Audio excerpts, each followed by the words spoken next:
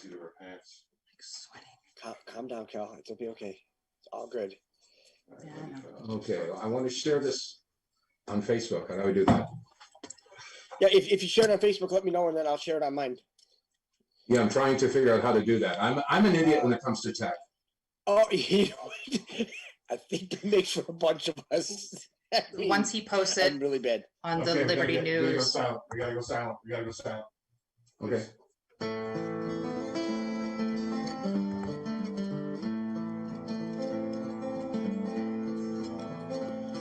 Oh, Polly, it's for your sake alone. I left my dear old father, my country, and my home. I left my dear old mother to weep and to mourn. I am a rebel soldier and far from my home. It's grape shot and musket and the cannon lumber loud. There's many a mangled body, the blanket for their shroud. There's many a mangled body left on the fields alone. I am a rebel soldier and far from my home. Okay, folks, this is James White from Critical Disclosure Radio, and we're trying to pull something off here that we've never done before. We've got people here in the studio, and we've got people on remote here with Zoom. There's some big information that got dropped to me last night that I wanted to come on here and share with everyone. I have Dave Von Kleist with me. You can see sort of in the background. I'm going to have everybody go around and introduce themselves for a minute. In a minute, Kelly's with us. And what we're going to do is we're going to talk about some of the information I received last night, which corroborates with some of their information. Jason Q's on with us as well. And what I'm going to do here is I'm going to pop over to this screen and remove this here and pop these fine folks here into the screen here. Give me a quick second and I'll have this done. We're just scrambling to get this all done here right at the very last minute. So there we go. We see you there, Kelly, on the screen. If you can go ahead and say hello and introduce yourself, we will get right down to business here in just a minute. Kelly, over to you. Hi, I'm Kelly, and I'm just a researcher. Okay. She's much more. Sure. Okay, and we have Dave Von Kleist. Dave, go ahead and say hi there. People can see in the background. Go ahead and say hey. Hi, everybody. I'm Dave Von Kleist. For those of you who don't know me, just take a couple of minutes. You can do a search, just Dave Von. I got a long piece of political toilet paper stuck to my shoe, and it's nice to be back in the saddle again. And go ahead. There we go, right there. Okay, and we're going to get excellent. That'll work just fine. Excellent. There we go. Okay, and Jason, go ahead and introduce yourself if you like. My name is Jason Q. Januszewski, and just another anon researcher. Just okay, want to excellent. find the truth and spread it. Excellent. So I'm going to try to do is I can't pull all you guys over here. Let me see here. I can, I think. I can see on my screen, but I don't think the folks can see you. So let's pull you all over here and see if we can bring that up. There we go. Okay, so mine is going to be, you're going to see mine twice, but that's all right. Unless I just minimize this. And again, folks, this is something that we haven't really done before here on the show. This is kind of new, so just bear with us here while we're trying to get this worked out. I think we're almost going. Okay, so everybody, thanks so much for joining us here today. I wanted to have all of you folks here because I get some information drops last night, and I called you guys, and you sort of corroborated what I had heard. So I'm just going to tell you, I'm going to tell you what I have, and then we have some other stuff here that I'm going to try to pull up to put on the screen to sort of further corroborate what we discovered. But essentially, I talked to a contact that I have last night I met with President Trump twice. He has 2 signed hats to prove it. He is on part of the President Trump's team to take out pedophiles. There really is a pedophile team. People claim that there's not, but there is. I spoke to him last night, and what he tells me is the following. The Kamala Harris, and we're going to jump through here. There's a lot of stuff that he said, and the guests are going to comment on it as well. But essentially what it comes down to, America Incorporated, that we know, the corporation of America is bankrupt. It's going away. That's why Trump is going to be the last president of the United States of America, because there isn't going to be, as you know it, the United States of America. They're bankrupt. The deal's already been done, I've been told numerous times. What's going to happen is on the 20th, Kamala Harris and Joe Biden are going to be inaugurated. They're going to be immediately arrested, and the military is going to arrest them. We have, starting November 2nd, the United States went into bankruptcy. 120 days later, which is about March 4th, they're going to have another election. And the country that Kamala Harris and Joe Biden are going to briefly inherit as president and vice president is essentially in receivership. It's in bankruptcy, and it'll be insolvent. There's much more to go with that, but I just wanted to initially with that, I wanted to bring the guest on here. Does that jive with, and we're going to increase this, we're going to go further into this, of course, but Kelly, let's go to you first. Is that something you've heard as well? Is that what you're hearing also? Yes, absolutely. Absolutely. A disillusion of exactly what has transpired since, 1800s in regards to the United States of America, and the corporation that has become is defunct, and it is going away. And we are going back to a constitutional republic. Correct. Can everybody, I don't know if everybody can hear her. Can hear her okay? Let me give me a 5x5 in the chat room. Can we hear Kelly okay? Okay, I think we're okay with that, Kelly. David, what's your thoughts on that? Dave Von Kleist. Well, there's a lot of, shall we say, animosity, a lot of fear, a lot of apprehension right now across the entire country. Indeed, the whole world is watching what's going on, and it's with bated breath. A lot of people feel disheartened. They're scared. They're sad. But what's happening right now is going to give us all reason to open up our eyes and smile again, because I don't see that it can't happen. I just don't. I mean, I've been very skeptical in the past, as are many of the people who are out there right now that have been following all the the bouncing balls of corruption for the past several decades. But the actual the concept of it having it all come to an end is sort of like, it sounds like it's too good to be true, but this time I think it is. Indeed. Jason, what's your thoughts on that? Are you hearing some similar stuff, Jason? When I talked to David, my friend David last night, he talked about the Jubilee. He talked about the fact that if anybody wants to cover the birth certificate trust, when you're born and you get a birth certificate issued to you, they monetize that. The establishment monetizes your birth certificate, and they actually trade you like commodities. I've heard they're also going to open up that the trust, the birth certificate trust, and we're going to be going from a land of scarcity to a land of abundance. Any thought on that, Jason? I haven't heard anything about it. This is the first time I've heard about it, but I am 100% on board with it. After all of you have heard it, because I wanted to go either way with this, but when you said March 3rd, in March 3rd, 1933, that's when the Mount Rushmore was dedicated. So you have the quad threes right there. I mean, that's almost perfect, because plus it's 120 days since the signing of the 1776 Mission. Yeah, the 1776 mission, and right before the election. So I'm all aboard with that. Go ahead, Kelly. To touch on what the 1776 Commission is it's essentially re-educating the populace on true facts of true history, because we've been lied to for so many years about what exactly has transpired. And just reading in the first paragraph of the purpose of the 1776 Commission, the American founding envisioned a political order in harmony with the design of the laws of nature and of nature's God, seeing the rights to life, liberty, and the pursuit of happiness as embodied in and sanctioned by natural law and its traditions.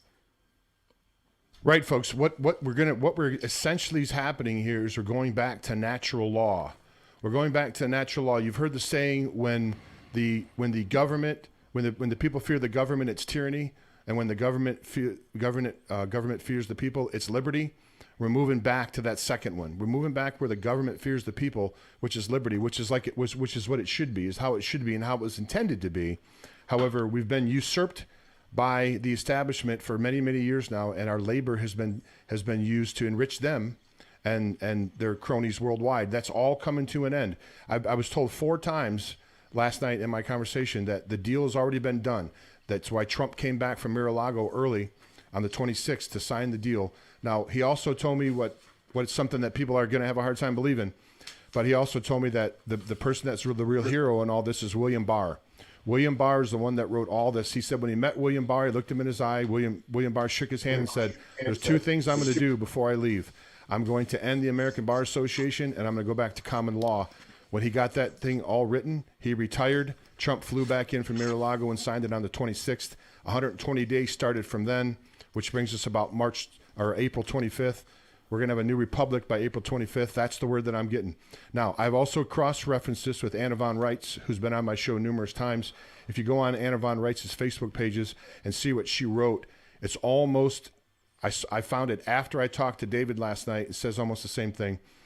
Dave Von Kleist, this is big information. You've been involved in this for many years. You sat in a meeting, I don't know how many years ago, with White Hats. They talked about the new coming, the new America that they were working on. It sounds like we may be on the cusp of that happening. Well, it's funny that you should bring that up. That was something that I'd forgotten about for many, many years. Shortly after Joyce and I was married to Joyce Riley for 12 and a half years, and Joyce and I both testified before the Presidential Commission on Gulf War Syndrome. And I must say, we tore them a new one. As a matter of fact, Joyce turned over the remainder of her time to me so I could play a song that I'd written for the Gulf War vets, and it was the only testimony that was deleted from the record.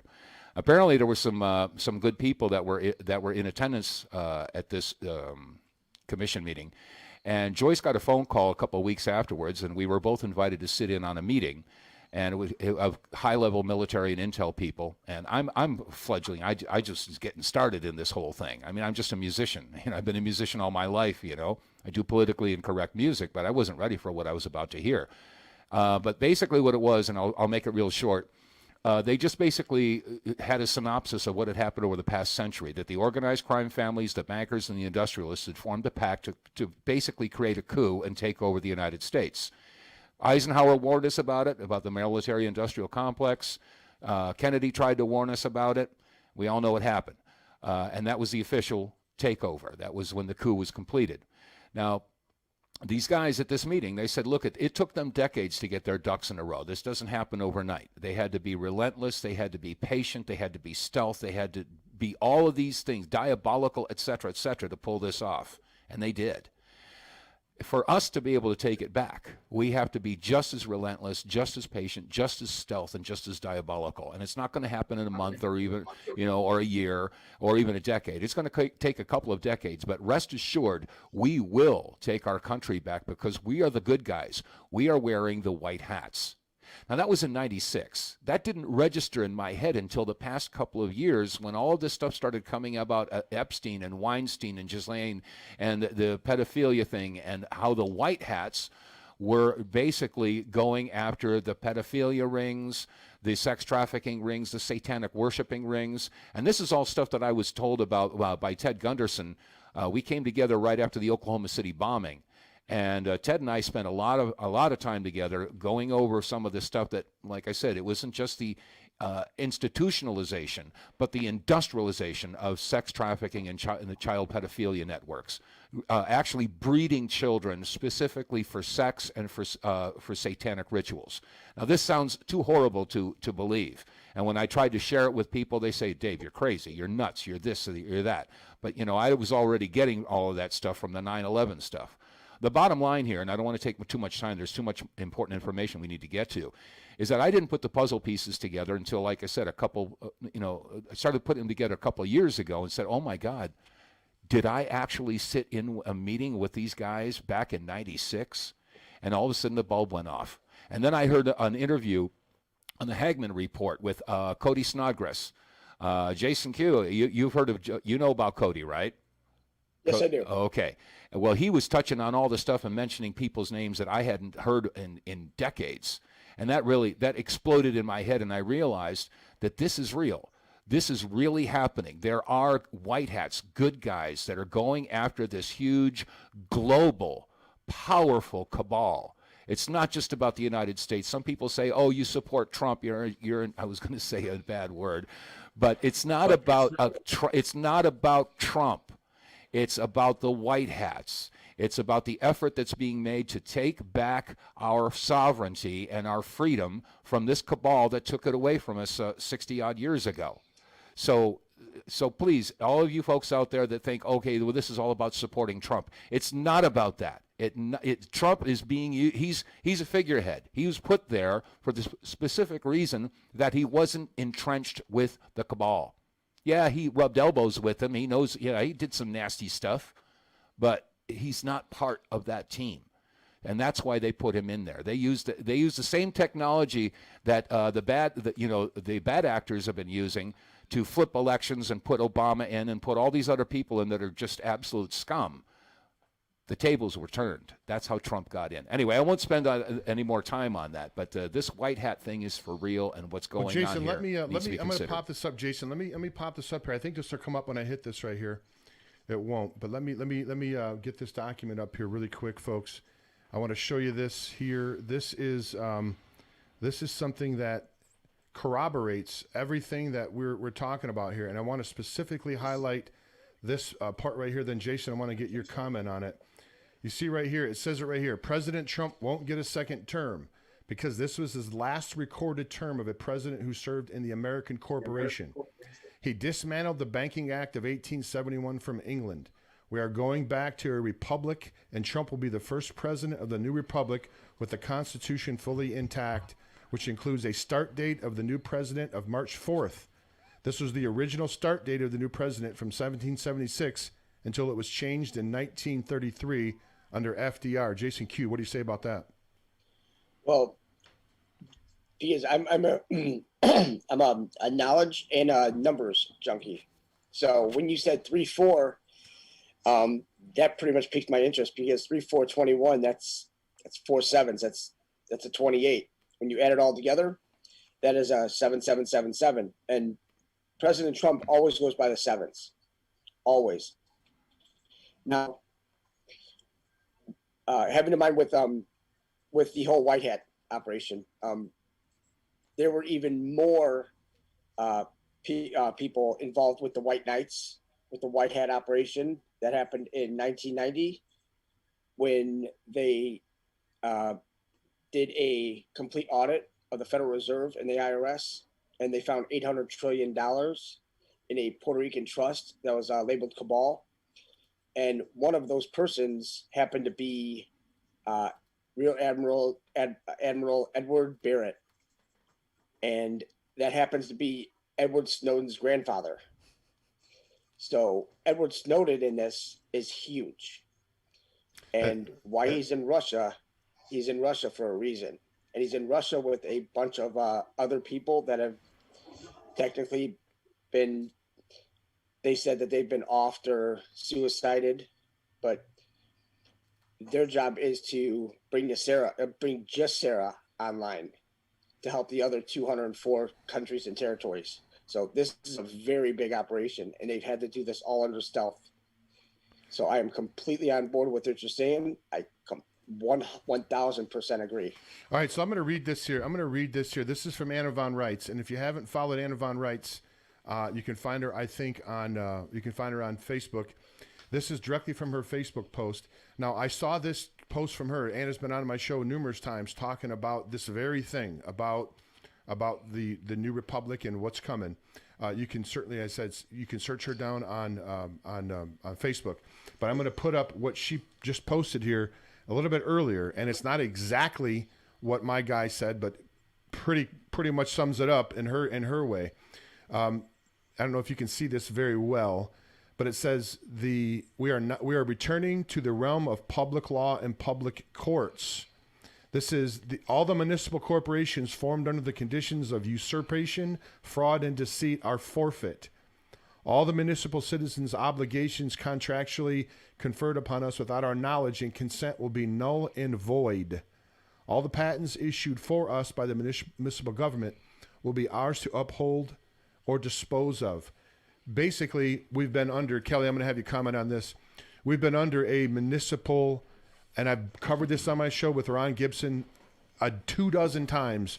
We've been under corporate law and we've been under administrative law for a long, long time now. When we talk about going back to common law, we're going to remove that albatross upon us, which is known as the corporate structure that does nothing but suck the lifeblood out of us, tax us, fine us, permit us, all that stuff. All that's going away. It's been that way for a long time. Kelly, tell us about that. Well, Oh man, I could go so deep on this one. Yeah, essentially, when you look at some different kinds of aspects of looking at it from a bigger picture, they have been harvesting our energy, and we're also paying for it at the same time when you're a part of the tax system part. And they have been using us in so many different fashions in order to, of course, acquire their own greed section. So two different things I wanted to touch on, one that Dave touched on, and then also one that you guys just touched on. So when we start talking about the human trafficking and those rights, if you have any question about where that's coming from as far as Trump's commitment to it, there is an executive order that was signed December 21st of 2017 that is for the executive order of blocking the property of persons involved in serious human rights abuse or corruption. This includes all crimes against humanity and all the things that they've been doing against the children. So if you want some confirmation that that truly exists and that that is his mission, he has said over and over and over, he is going to eradicate human trafficking and the pedophilia and the sex trafficking. He's going to eradicate it from this planet. That is his mission. This is about the kids. This is about making sure that going forward, no human suffers in the fashion that we have suffered. And in that vein, also what I was told, and I remember these things as I go along, he also said there's going to be 800,000 people arrested. President Trump is going to clear out the jails. He's going to release 1.2 million prisoners that are there for nonviolent crimes, for process crimes, for stuff that's not violent. They're not going to let violent people out. But 1.2 million. He's already started doing some of that. If you look what Trump has been doing, he's already been reducing sentences of people in prison that don't have violent crimes. So he's been priming. He's getting people primed for this. 800,000 arrests. All these people that have been trying to commit fraud. Now, I was told by him that the reason that he had to have all three branches of the government proven to be incompetent. We have the legislative branch, as we can tell, that happens daily. They had to put those cases in front of the Supreme Court. He said they put the minimal amount of evidence out there just to get before the Supreme Court, knowing that it would fail. And then when that's the judicial branch. And then when Pence didn't do his job here a couple of days ago, that was corruption in the executive branch. So he's got corruption in all three branches of government: the executive, the judicial, and the legislative. With that in mind, that is going to be one of the foundations of moving into this new republic, where these people they're only going to have power inside Washington D.C. Washington D.C. is going to essentially be like the Vatican. They're going to have power, but it's only going to be in that 10 square mile radius, like it should be. Dave Von Kleist, what do you say? Absolutely. Just got to read your Constitution, Article 1, Section 8, paragraph, I think it's 17, that Congress shall have the power to exercise or execute all legislation. I can't quote it verbatim, but it's basically saying that they only have authority over 10 square miles. And that's the way it ought to be. Federal law is not, it should not be honored in the states. I mean, why do we have a state constitution, state borders, state police, state legislatures? Why does federal law supersede? It doesn't. It never was supposed to. But we didn't know that. If you don't know your rights, you don't have any. So if we go back to the way it was supposed to be, then their jurisdiction is in that 10 square mile area, and I believe on the U.S. territories, U.S. Virgin Islands, Puerto Rico, etc. Jason, what kind of stuff? I know you've been digging into some of this stuff as well. I know you're a dogged researcher. Well, all this rings true to you. Yes, all this rings true to you. And what can you add to this? I know you've been another avenue that you've been researching. I think Kelly was telling me. Go ahead, school us here, Jason. Let us know what you got going on there. Well, I've been researching, we're talking from 50,000 years ago to the present. We have everything. We have over 200,000 not documents, but pages of documents, offline, all printed, all filed, because they told us to keep everything offline. Yeah. So as long as we have one base like library for all of us, because this isn't just me. This is all of us. This is all of us collectively putting it together. I'm just a secretary and just helping put it together. I'm just a cog in the machine. And it's persons like you, all of you, that actually help me learn and give me the knowledge and put the pieces together, and then we add to it. And honestly, I can't thank all of you enough. I can't thank all the Patriots enough. I can't thank the whole Q group enough, everybody enough, that they have given us an insight of what really happened to this country. You know, we almost lost our republic. So close. And the thing is that once you understand, you know, like even back when I was in school, back in 93, 94, when I graduated, we didn't learn anything about the Constitution. And that's scary. You know, back in the 50s, 60s, they taught civics. More. We've Because they square away. Well, I remember we They also want- have we also have the quantum banking systems in place. I've been told we've got the quantum voting Yes. system in place. It's Blockchain. all in place, ready to go. There's going to be no more voter fraud, none of these shenanigans. It's all going to be done quantum. It's going to be quantum based. I was told you literally will be able to vote on your phone, and it'll all be locked down. It'll all be on the blockchain.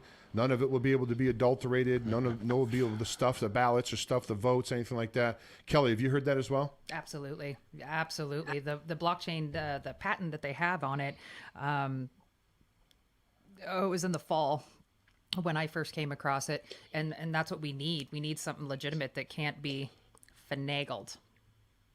David, what's your thoughts on what this is going to look like? I talked to a friend of mine earlier, and he's like, how in the world are people going to accept this? I mean, how are they? I mean, this is such a unbelievable paradigm shift with what we're used to. I mean, look at the control they have us now. Just look at the masks that they've been able to trick us into wearing here for so long. I mean, people have really been captured. How are they going to break out of this? This is a 180 compared Yes, to people it who have a is. hard time dealing with this topic. What's your thoughts? Yes, it is. Well, you know, Klaus Schwab has been talking about the Great Reset. Of course, we got Agenda 21, Agenda 2030. They have, the bad boys have their own vision of what the Great Reset is going to be. However, with what's going on with the shift, if I dare mention that, the whole world is waking up. They're starting to see how disgusting and how vile and how evil these creatures are. This is not about politics anymore, folks. It's about good versus evil. And some people are drawing a comparison. I mean, this could be very well be the beginning points of the Battle of Armageddon. You know, I mean, this is how serious this is. Now, how are people going to make that adjustment? I don't know. But, you know, we all like to sing along with John Lennon's song, Imagine. Imagine there's no countries. Imagine this, imagine that. And we cry and we think it's just wonderful and peace and love. But really, seriously, honestly, imagine what it would be like if all the world, the global's wealth, was basically given back to the people of the world. And think about all the technologies that have been suppressed for decades. The old John Rockefeller philosophy of competition is sin, which is why the oil companies put the railroad companies out of business way back when, and why Tesla technology was never released, and why the light bulbs that will never burn out were suppressed. There was an old movie with Sir Alec Guinness. You might want to look this up. It's called The Man in the White Suit. It's a beautiful film, and it's exactly about it's about a guy that designs a cloth, a material. He makes a white suit, and it can't be ripped or torn or stained or anything like that. And at first, he's a big hero. But then all the textile companies realize that if somebody buys a suit like that, they'll never have to buy another one. So he becomes attacked and whatever. I'm not going to go any further than that. But the point is that all the technologies and the medicine, the treatments that have been suppressed are going to be released. And all the things that the bad boys, the cabal, have done to make us sick and to dumb us down, the fluoride in the water and the chemtrails and the contrails and the bisphenol A and the prions in our plastics and all of this stuff has been designed to keep us sick and to have us, it's sort of like an investment. People who are invested in the manufacture of insulin are also invested in places like McDonald's and Burger King. So they can guarantee that people are going to come down with diabetes and have to buy insulin. Okay, all that philosophy, that mindset will go away.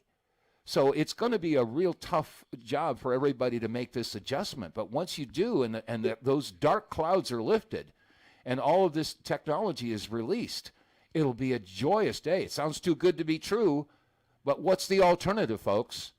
This is why this global battle is going on right now, and it's not about politics. It's not about Trump. It's good versus evil. And if you want to say, light versus darkness, God versus Satan, whatever way you want to put it, we are moving out of this age of deception, and it's been going on for the millennia.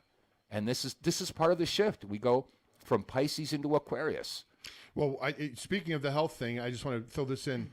David also said that he's been dealing with someone in the Far East that is helping facilitate this. He's had to fly out there and meet with them twice face to face. He doesn't speak. He says he doesn't speak English, but he's met with them twice. He said the guy's 137 years old, and he doesn't look like day past 70. I said, David, wait a minute. Are you telling me that they have life extension technologies available out there that they're not releasing to us?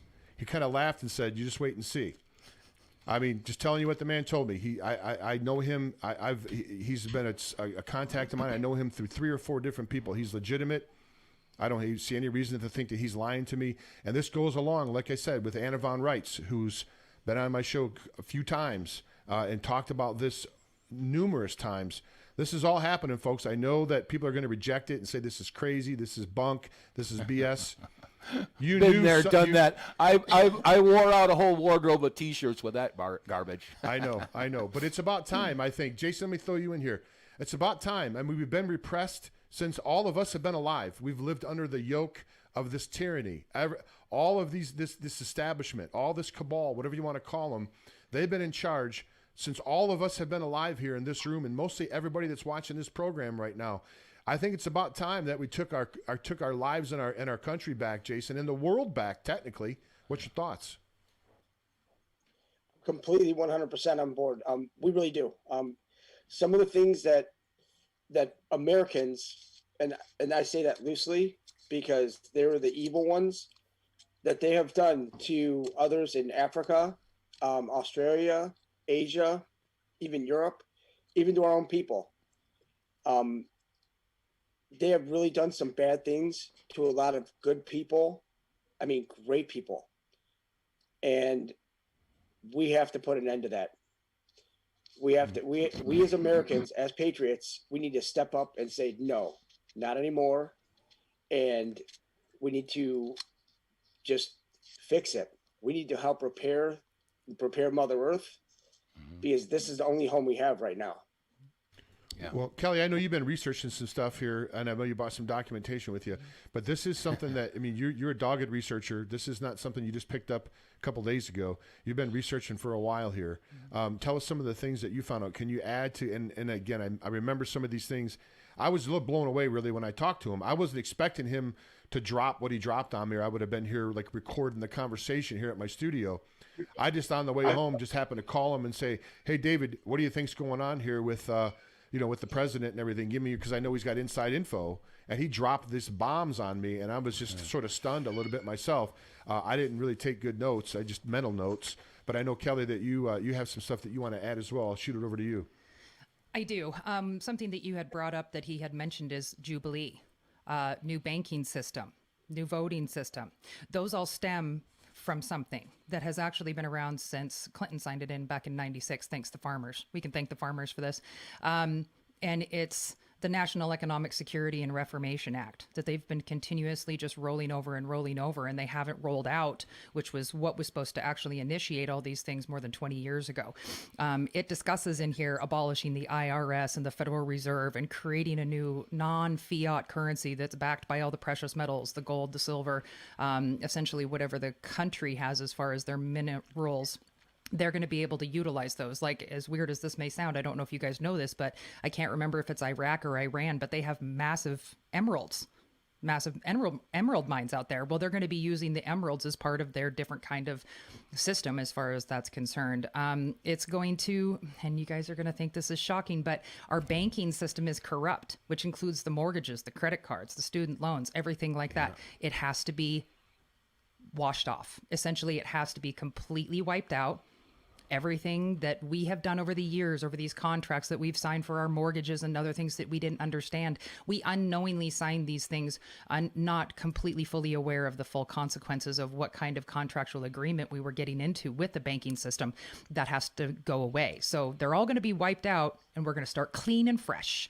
Let me give you an example of that if I can. Sorry to cut you off. That's okay. But it's like when you go, and I've brought this up on my show before with Ron Gibson, when you go to get your first job, whether it be at a restaurant, a 7-Eleven or whatever, and you sit down for that initial meeting with the manager and you fill out your tax forms and you sign your name to your 1040, you volunteer yourself into the taxation system of the United States government. Yeah.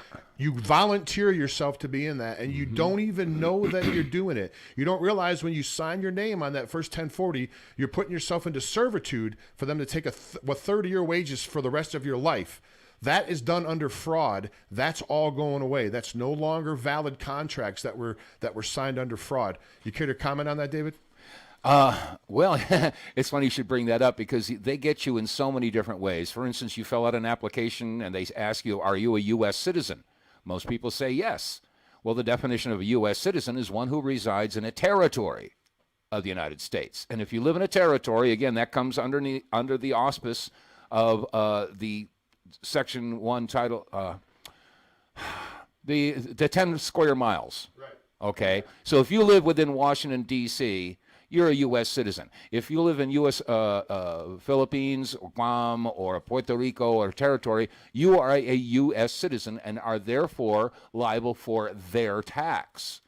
But if you're a citizen of one of the sovereign states, you don't come underneath that jurisdiction. So no, if you say, are you a U.S. citizen, you're volunteering into that system. You don't even know who you are. You know, and then they also is the issue of the definition of income. According to the U.S. tax code, income is any monies derived through the sale, manufacture, or distribution of alcohol, tobacco, or firearms. Hence the ATF. Okay, that's the enforcement arm of the IRS. The point is that whatever you do, if you flip burgers for a living, or pound nails for a living, or drive a car for the living, or a truck, you're not involved in the sale, manufacture, or distribution of alcohol, tobacco, or firearms, and therefore the monies derived from that are not defined as income. But if they ask you on the form, you know, what is your income? And you go, well, I made $35,000 this year, and you put $35,000. You just volunteered to have your money taxed. So all these definitions of terms have been twisted, and I mean, you just change a letter. That's why there's a difference between the United States of America and the United States is that one's a capital S and the other's a small s. It's the letter of the law, and it's a game that they've been playing for decades. And, you know, folks, I'm going to do a shameless plug here. If you want to find out what I'm talking about, if you go to Northwest Liberty News YouTube channel and type in "The Truth Will Set You Free," my friend Ron Gibson has been on the phone, on the show 20 times if he's been on once, and he's laid all this out in detail. That's a 5-part video. It's like 6 or 7 hours long. It's free.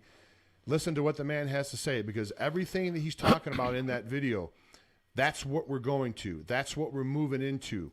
Go ahead, David. Yeah, I just want to point out a lot of this information that we're going on, people who are watching this right now are pretty much well informed. A lot of this stuff is stuff that they already know. What's coming in the next 10 days is, I think, what brought us all together, and what brought me here, what brought Kelly here. We said, oh my God, this stuff is going to happen. Now, a lot of people are, of course, like we started off the broadcast, people are being sad and they're feeling angry and they're being frustrated and down and all that stuff. But what's coming in the next 10 days, Jim or Kelly, I don't care who does it, but one of you guys got to tell the listeners what's going to happen. You know, some people say Trump, Biden will never be president. It's not going to happen. Trump's going to have 4 more years. Other people are saying Biden's going to get sworn in and Trump's going to get thrown out. Okay, but there's a certain amount of truth in both of those statements. Kelly, would you be so kind as to elaborate? Okay. We knew this was going to go there. So in that document that James was talking about that Anna had put out there, it also states all federal subcontractors except Donald Trump are working without a contract tonight. The corporations they worked for, both municipal and territorial, are defunct, and no new assumption of contract by any incorporated entity has been allowed. So Joe Biden may be President of the United States. In whatever form or name the Municipal Board of Directors may choose for a new governmental services corporation, but neither he nor they have a contract with the actual American government, and they are not allowed to act as agents for us. So what I see going down in my gut, because this is what I've been feeling the whole time. Like I yesterday was saying the inauguration isn't going to happen. Well, based upon what we've heard in the last 24 hours, okay, the inauguration is going to happen. Why? Because Kamala Harris currently is a senator. She hasn't given up her seat yet, but Joe Biden isn't. Joe Biden has to be sworn in to become a part of the military part so that he can be arrested by the military. I anticipate that that arrest is going to happen within moments of that happening. Now, after that happens, they have to disclose why. So they have to give out all of the proof of the election fraud, and they're going to give the details. Everything they got from the CIA servers in Germany, everything they got from Italy, everything they have regarding, Nevada and the Pakistan information swaps. Everybody was in on it. So we all know that it all comes down to the CIA. So the next thing that's going to happen is that is going to just blow people's minds, and you're going to have a lot of really upset people. Well, how do you fix a whole bunch of millions of upset people? You give them their sovereignty back. You eradicate their debts. You get rid of their tax income. You bring in an actual good currency. You retrain the system of judges and courts so that we can have legitimacy in things and not the corruption of putting people in jail for things that they really shouldn't be in jail for. And you restructure things. But the biggest thing is the humanitarian process. We have a lot of work to do. We have a lot of work to fix what happened to make it right. And that means hunger. We need to eradicate hunger across this planet. We have more than enough food for everybody to eat. It's just the fact that the distribution lines of being able for them to access it have been cut off because they're in control of the bad guys. Well, they've stolen trillions. They've stolen trillions and trillions from us over the years, and the streets in America should be paved with gold. We've had that kind of wealth, but they've siphoned it off, and I'm talking trillions and hundreds of trillions of dollars, folks. This is all going to be given back to the public who's its rightful owner. Now I don't know exactly how that. When I talked to David, he says I'm working, Jim, right now. Literally, they've tasked me to work on the 700-page document that's going to describe how the process for the trust, for the birth certificate trusts, those accounts are going to be open to people. But it's not like you can rush in and take $10 million out. It'd be like if you get a bill, you send it to the trust, it's taken care of. If you get a bill a couple of days later, you mail it in, it's taken care of. Again, he's working literally, he said it's 700 pages. He's working on the framework for making that happen.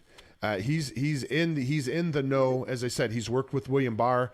And that was one of the things that kind of, I have to say, I was a little bit shocked by. I mean, you just don't know because you hear a bunch of stuff. What's your thoughts on that, Jason, about William Barr being the guy that really put this all together, and he's really been a white hat working behind the scenes? Does that surprise you? Not one bit, actually. Because you know how like a lot of this has been, JFK Jr. has been brought up a lot, right? About how he's still alive and how he's, because he and President Trump were best friends, and how Hillary Clinton, had him, exterminated because of the whole Senate seat. They didn't want another Kennedy in there.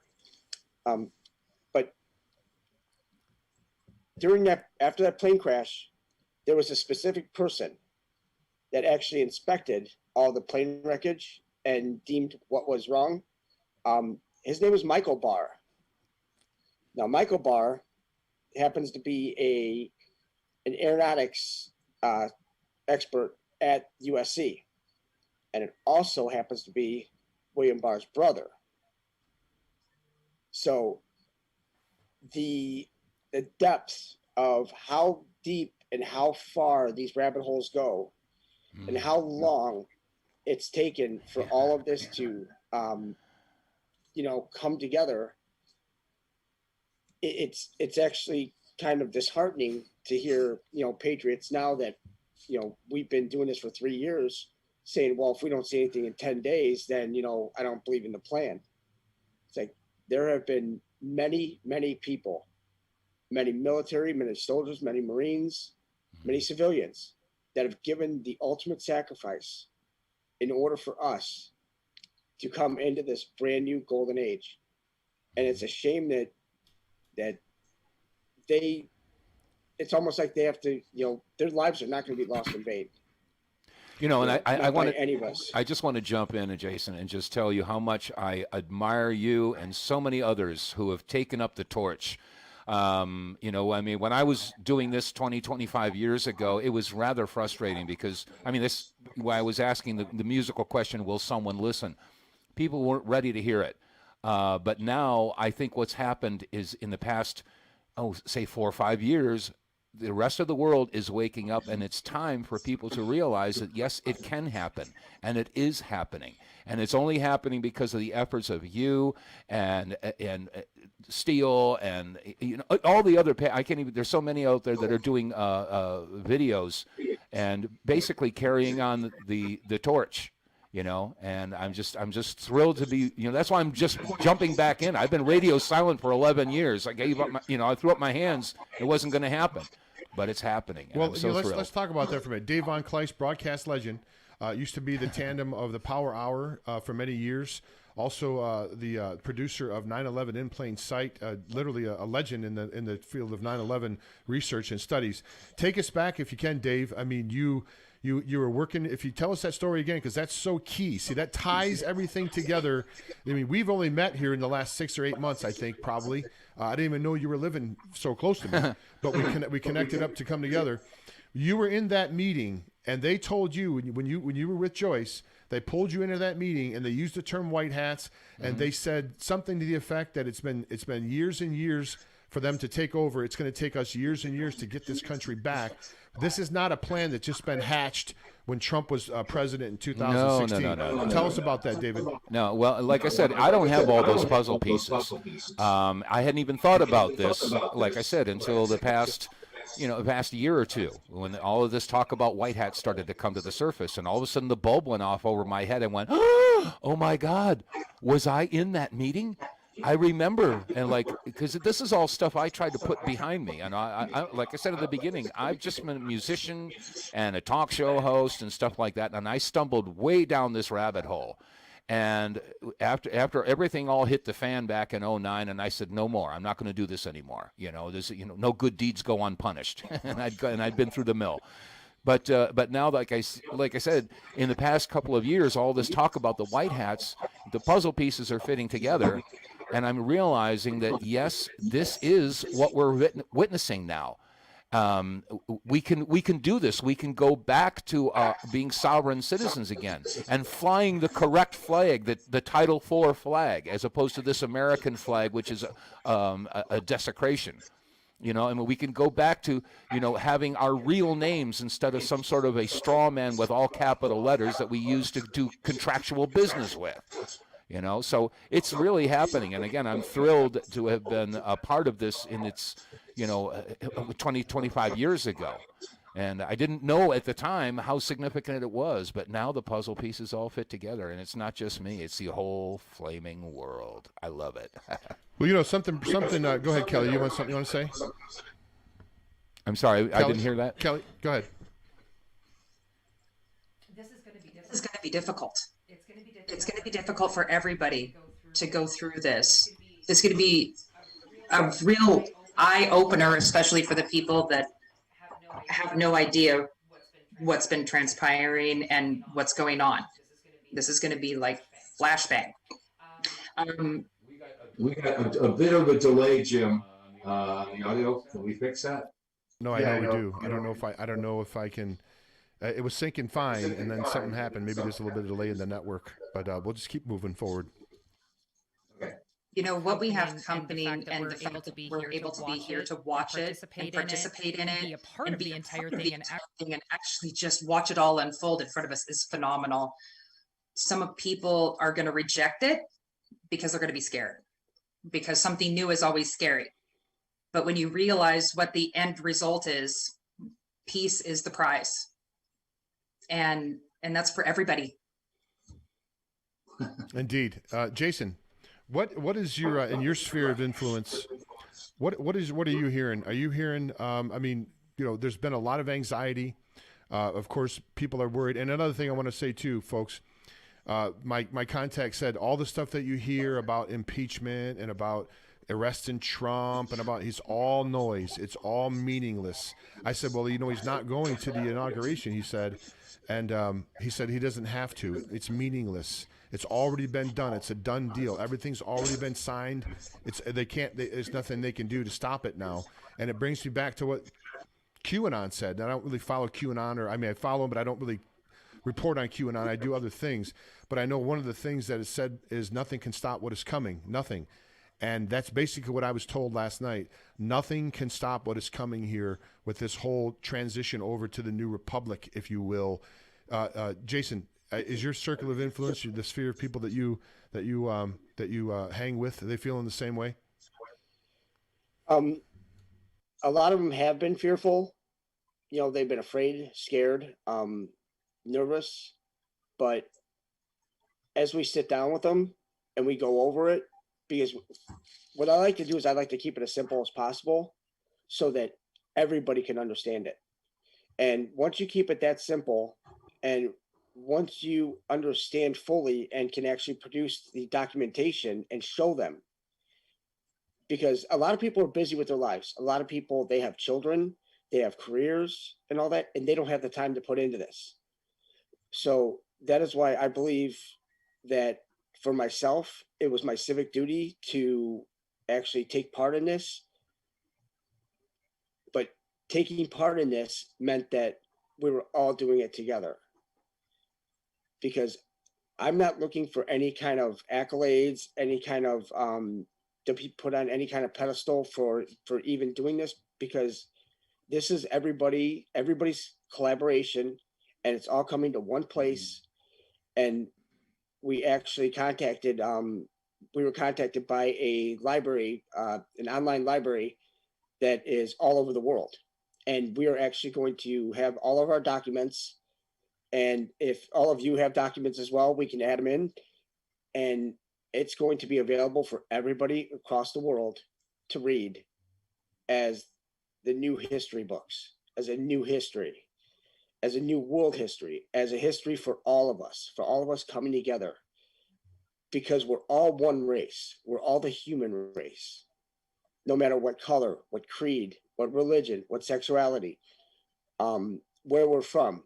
We're all patriots at the end of the day. We all want what's right for our there's nothing wrong with nationalism. There's nothing wrong with loving your country. There's nothing wrong with loving where you're from. But at the end of the day, the love of your country and the love of your fellow man all across the world, and the love of God, that is what is going to win the entire war. Because as you mentioned about Armageddon, we're right in the middle of Armageddon. Yep. We have a front seat in Armageddon, and we're watching it. But as they say, you know, the silent war continues. Now, when you speak of silent war, there are others that are giving the sacrifice for fighting this unnecessary evil. And our job is to get out the information. Our job is to inform the public. Our job is to help others heal. And once we help them understand that they don't have to be afraid anymore, because the best really is yet to come. And once you realize what the best is, I mean, imagine a world like when you were speaking about imagine a world with there's absolutely no evil. There's no unhappiness. There's no one that's going to go without. It's going to take a while to get there, though. Actually, it's going to go faster than we really think, because when the humanitarians step in, and there are a lot of them, and we're going to start grabbing, you know, those that want to help. We're going to just go gangbusters, and we're going to take it all on. Because if we're doing this unselfishly, it's all about service to others. Now, there are those that are service to self. There's those that service to others. Now, as long as you maintain that you're service to others, you're willing to help your fellow man, those are the people that will truly succeed into helping others convert to service to others. You know, they'll actually help them break that mold, because right now they're asleep and they're actually, you know, taken over by, you know, technology, just trinkets, you know, breads and circuses, you know, even all the way back to Rome. It's this whole vicious circle goes so far back that it's truly unbelievable. But we're in the now. We're us. And, you know, we need to do this for our forefathers, because they did it for us. Yeah. And it got to a point where we let them down because we were blinded. We were blinded by technology. We were blinded by the lies. We were blinded by politicians. And Too busy working our jobs to pay attention. And they kept us busy.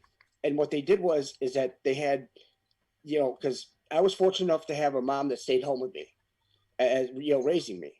And that's how it should be. You have a mother. So then what happens? You know, the kids, you know, they pretty much fend for themselves. You know, they're into their own thing and everything. You can't watch them. You can't monitor what they're into. And it gives them free reign to, you know, to abduct children, to, you know, to have their way. But this is where we need to stand up and we need to say, never again will this ever happen. Ever. And we need to all come together and realize that it's just bad. Go ahead, David. Yes, sir. Just noticing we have a couple questions here. And one of the questions is, if Biden and Harris get arrested, who then becomes the president?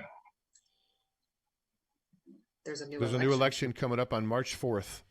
Yeah. Now who's going to be in charge in interim? General Flynn. It may be General Flynn. It wasn't mentioned, but that was a baby. It actually was. It was mentioned in a Q drop with the People's General, and they had the 3 stars. That's why General Flynn was given a full pardon. Well, you know, folks, General Flynn. Go ahead. Go ahead, because General Flynn, he is the truest American that we've had. You know, he is the one that he sacrificed it all.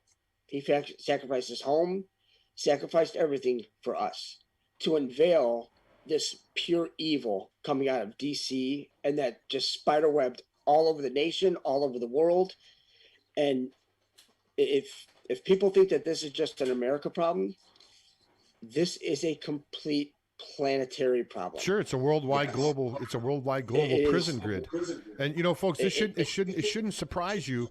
We've got the Epstein information that came out. We've got the Ghislaine Maxwell information that came out. We got the Hillary Clinton server. We've got the Weinstein or the Wiener laptop, right? All that. When would you ever think that all of this stuff would come out into the open in the course of 4 years since Trump has been president? All of this stuff about all the crimes specifically against children and sex trafficking and what went on at Epstein Island, which is just horrific beyond description. This stuff has all been coming out, made public knowledge. Kelly, this was never meant, they never wanted this information out in the public. They never wanted you to know about Epstein's Island and what went on there and a Wiener's laptop, and they never wanted that to be known. I mean, this shouldn't surprise people. We could see, if you look back, and everybody wants to be involved in the day-to-day stuff, right? Because it's intense. But if you take a 30,000-foot view of things and look over the last 4 years, they've been decimated by information, decimated by the knowledge that's come out. Well, Kelly, what do you think about that? This is a war for the minds of men. End of discussion. That's what it is. You know, that's why they are so scared. And here comes the 25th Amendment, another impeachment, all this BS that they're just throwing out there just because they're just trying to keep us in this state of fear that what they think is going to happen and what they wanted to happen as far as their plan is actually going to transpire. But they know it's not coming. I caught some information where I think Ratcliffe's document in regards to the foreign election interference was dropped off to Congress as soon as they had gone through the actual commitment of Biden being the new president with the electoral with Congress last Wednesday. And when you think about the manipulation of the information that's happened for such a long time, there are so many people that are still in that realm of understanding because they feel that the news media is actually going to tell them the truth. What they see on their TV screen is reality when it is not. It's manipulated to have us have an understanding of what is actually factual. And it's very hard to take a step back and try and figure it out on your own. When you start learning about all the different aspects of all the different things that they've done, it's difficult.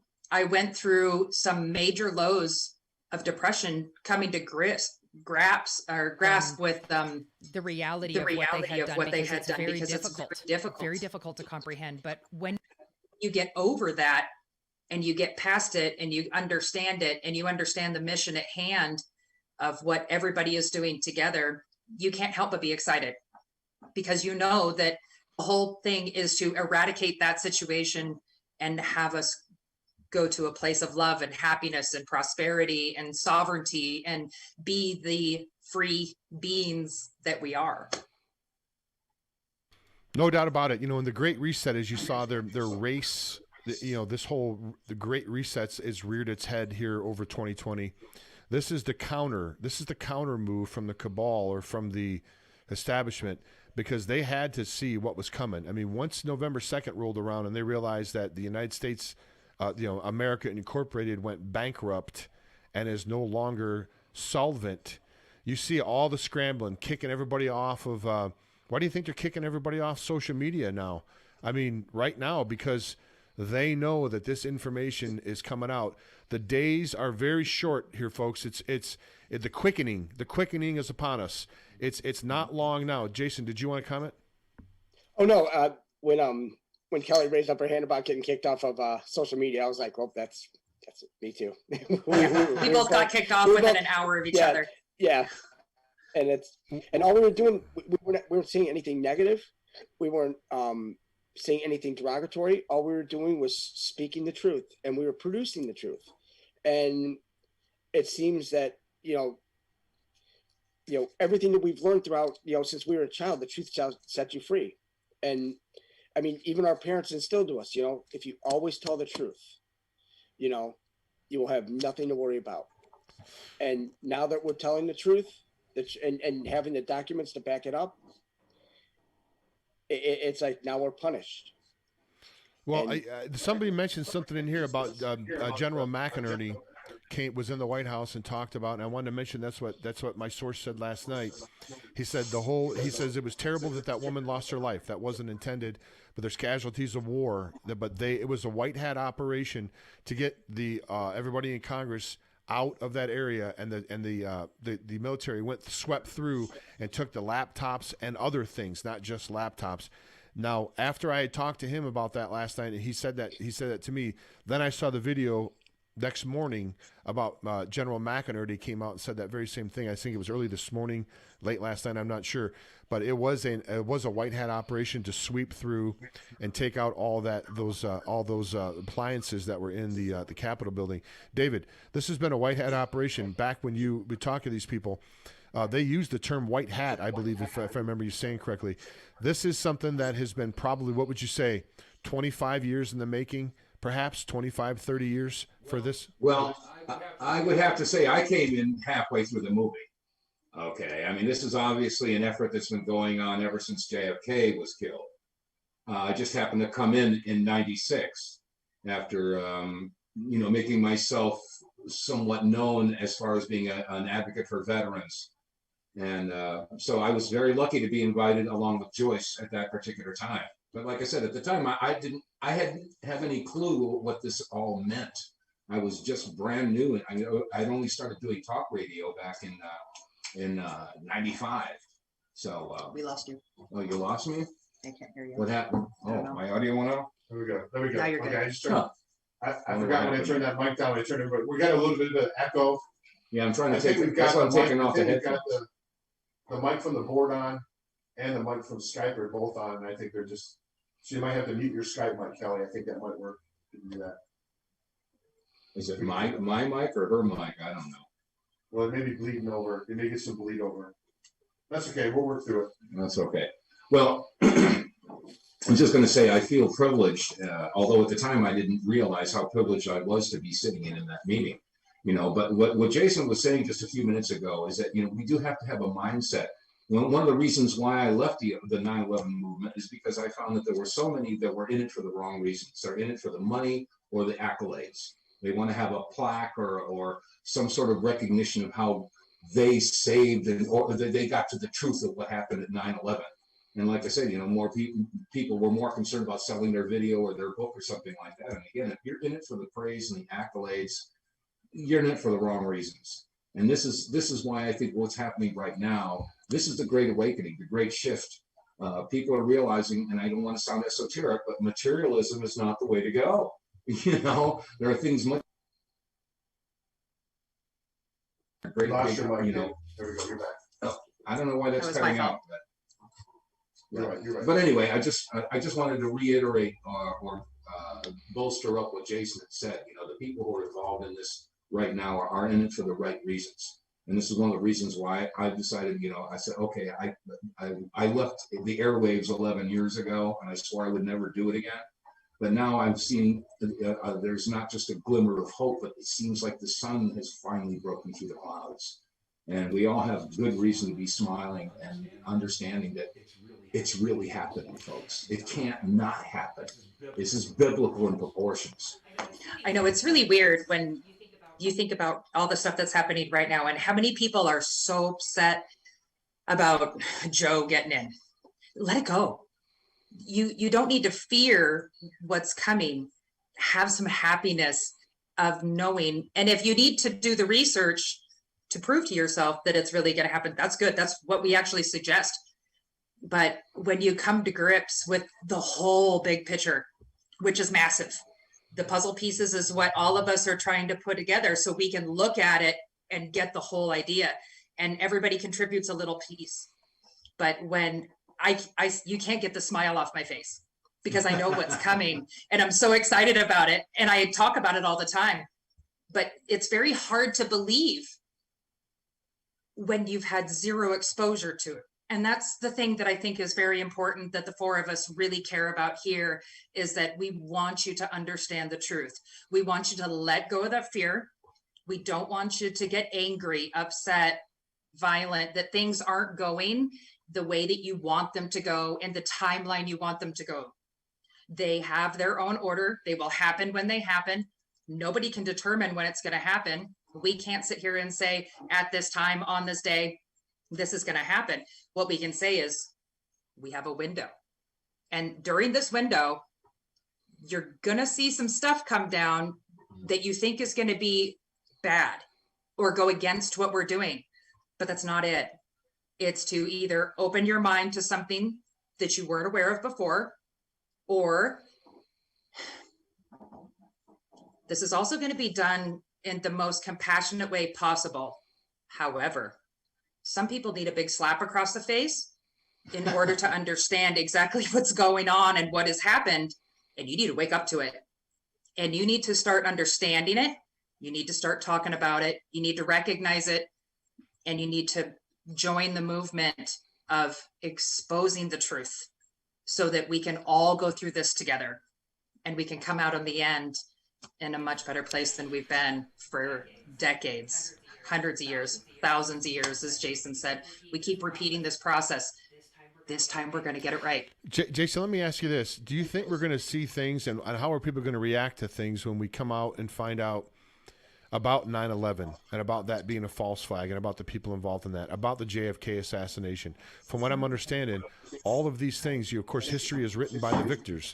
I've heard all of these, what I'm understanding is a lot of this information that's been hidden from us and kept from us because of quote-unquote national security or whatever reasons, that's all going to be exposed. How are people going to react when they find out that elements inside our own government allowed 9/11 to happen and even colluded with some of the people that perpetrated it? How do you think that people are going to react to that? People are going to be angry. People are going to be angry that they these are the people that they trusted. These are the people that they listened to on mainstream media. And mainstream media they were completely complacent in it as well, because they're also CIA operatives. Now, when it comes to the culprits of 9/11, when they finally realized that it had nothing to do with Muslims or, anybody that even had anything to do with, the Islam faith, it's going to be really, really sad, because we blame these people for all this time, and we've gone over to their lands, we've bombed their villages, and we've done all this just to destroy, pieces of antiquity, pieces of the true beginning of the world. And there were a lot of innocent people that actually died under our hands, but they were just following Foreign orders. and domestic. And yes, foreign and domestic, especially like here with the whole 9/11. When they find out 9/11 happened, is so that what is about to roll out, the act that Kelly protruded to, that was supposed to roll out at that day. 10 a.m. And they did not want that to roll out. So they would much rather murder a bunch of Americans and blame it on somebody else, while, all of the culprits, they sat around with their feet on their desks watching and actually making money off of it.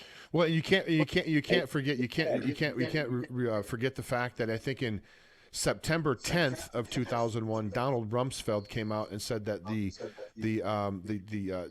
Defense Department misplaced $2.3 trillion. I believe it was $2.3 trillion.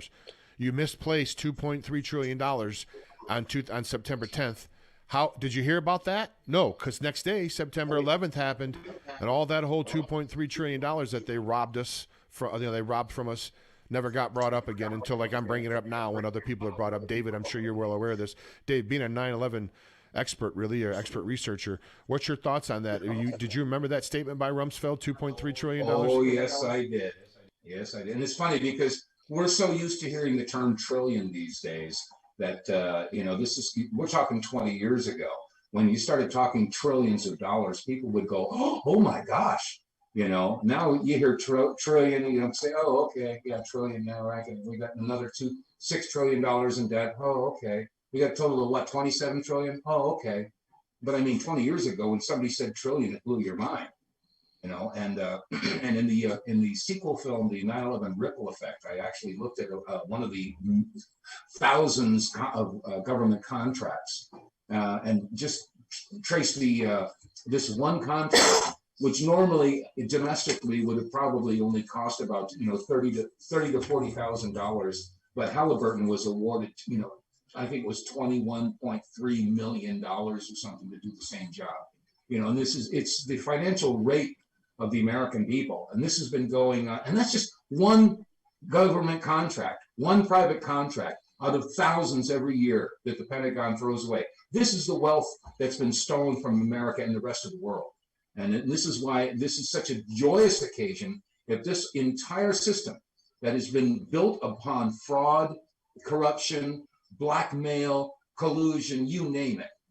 This whole system, this whole cabal, that's how they work. That's what they do. And it's all going to go away. I'm so happy about it. Kelly, we've heard the story. We've heard the course of saying before, if America falls, then the rest of the world falls. The reverse of that is, if America breaks free of this tyranny and forms a new republic, then the rest of the world will also follow, just like they would have followed the fall. I think they're going to benefit from the rise. Any thoughts on that? Oh, absolutely.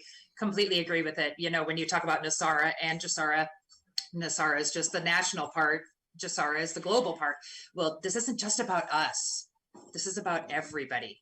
This is about everybody in this entire world has been a part of it just because you don't live in the United States and a part of this tax thing doesn't mean that you haven't been robbed and your family members in some fashion for decades, because it has.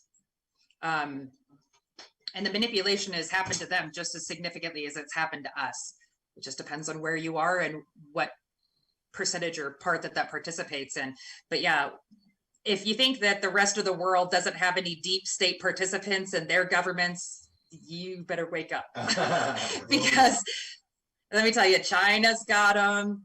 I don't know, I like Putin. But You'd be hard pressed to find out who doesn't. yeah, You know? yeah, sincerely. So the whole place has to be cleaned. It's not just here, everywhere. Everybody got to be cleaned up. They're all gonna, this is an assumption on my part, but I think the rest of the world is gonna kind of come under the sovereignty of the United States Constitution. And I think they're gonna have the same rights as the rest of us. All roads lead back to Rome, as they say, and I think we've just saw information come out the last few days that that traced the voter fraud in the past election right back to Italy. Have you guys heard about that? Do you care to comment on any of that? Jason, do you have any insight on that? Have you heard about that? All roads lead to Rome, and we go back, of course, to the Pope, and we go back to the Vatican and all the stuff that's, you know, the Vatican Bank. Really ran by the Swiss Guard, from what I understand. Switzerland's a big part of this. What's your thoughts on that, Jason? Any thoughts? If you don't mind, if I could just go back to the 9/11 and touch on that real quick. Yeah, sure, of course. Now with Dave, what I have in my possession is I have handwritten notes from Lynn Cheney from when she was in the White House during 9/11. It explains how many planes were in the air at the time. When we were told it's one, there were over 20. This was a whole complete mission. This was a mission to steal gold. And the gold was at the bottom of the 7th World Trade Center. Building 7. Yeah, Building 7, yeah. Because it was the Chinese royal family. It was the old gold. And they had a 99-year lease, and it was up. So what they did is I had a lot of friends, because I've been an iron worker for 21 years, right? So we've put up these buildings. So when it comes to World Trade Centers 1 and 2, I know how they were constructed, and I know how buildings work. I know the engineering of it, and those were never could they have come down in their own footprint. They could have taken numerous 747 hits, because when one thinks about a plane that is built out of aluminum, when they hit a bird, it dents the nose cone. They have to go down immediately and have it repaired. Yeah. Now, how the World Trade Center was constructed, they had the narrow windows due to the fact that they had 3-foot iron columns welded.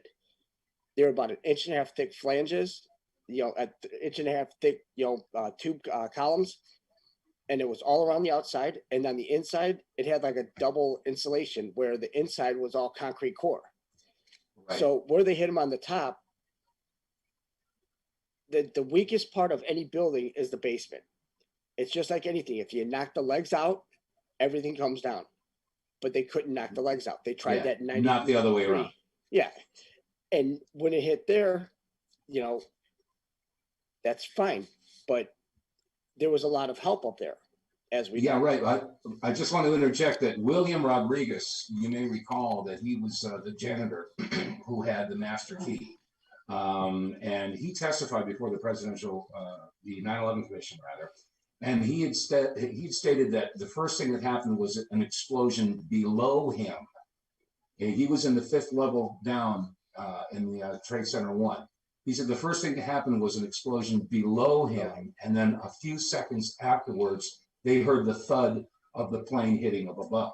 So yes, there was an attempt to get at the lower infrastructure. You're right on that. One has to do is look back to the 1993 bombing with Rashad Salam, who was set up by the FBI. He was going to be used as the patsy. If you remember, they tried to take him to court. His attorney came out. He actually realized that he was being used as a patsy and started recording all of the conversations that he had with the FBI. They tried to actually, they talked about indicting him. If you, I remember the video, his attorney showed up with a stack of information and said, this is all information I have of all recordings of you trying to influence my client and set him up for this bombing. It was all dropped. They never went after the guy. They never went after Rasad Salam because they found out that the FBI was really behind the whole thing in 1993. Folks, this has been going on. This is I say it's been going on, and these people have been running things since all of us have been alive. It's not an exaggeration. Every waking moment that we've been alive, because none of us are 180 years old, every waking moment that we've been alive, we've been under the yoke of these tyrants and these establishment cabal bloodline families, whatever you want to call them. And I know it's hard to believe that we're finally breaking free of that. But I'm telling you, folks, and those my guests here, all the information that I'm getting from multiple sources is that this is going through, and I know it's unbelievable, and I even have a hard time grasping, and I've been kind of looking into it for years, and I'm even somewhat can't believe that it's actually finally happening because we've been disappointed so often. Isn't that going to be the toughest thing? Yeah, isn't that going to be the hardest thing to get over is the belief that we're not just going to get disappointed one more time because it's happened over and over and over again. And I understand people's default position is, yeah, I don't believe it. I don't think it's going to happen. I listen, I don't fault you. I don't blame you. David, what do you think? What do I think about what? We got a whirlwind of information going on here. I think what's happening is what you were just hitting upon it. You know, everybody is a little bit confused right now. We're feeling off balance, and we've had so many failures in the past that we just can't help but prepare ourselves emotionally for yet another failure. And I suppose that still applies right now. Everybody's wondering what the hell's going to happen. So I think that maybe if we have a guarded sense of security right now, but either way, there's just no way that this thing can't happen. It may not play out exactly the way we are thinking it might, but it can't not happen.